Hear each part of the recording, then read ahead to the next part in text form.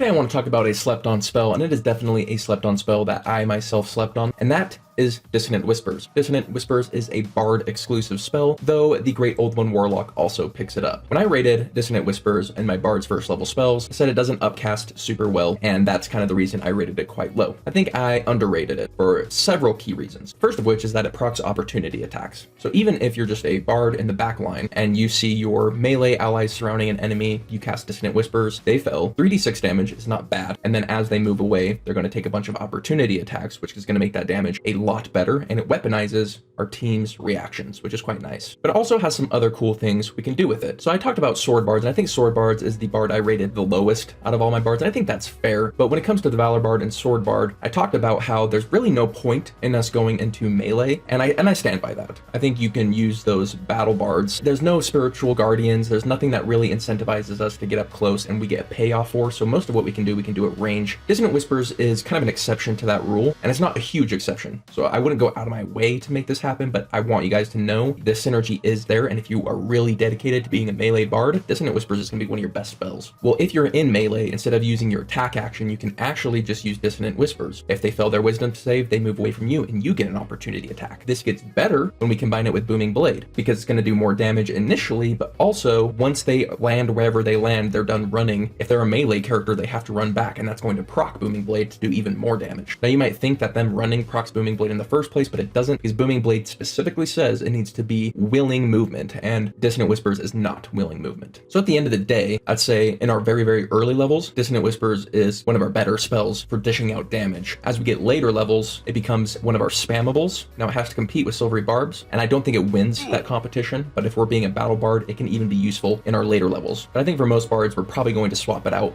around when we're picking up our third level spells. Now that has been my take on Dissonant Whispers, but I would love to hear yours. Let me know in the comments down below. Other than that, hope you have yourselves a killer day, and I will catch you on the next one. Peace.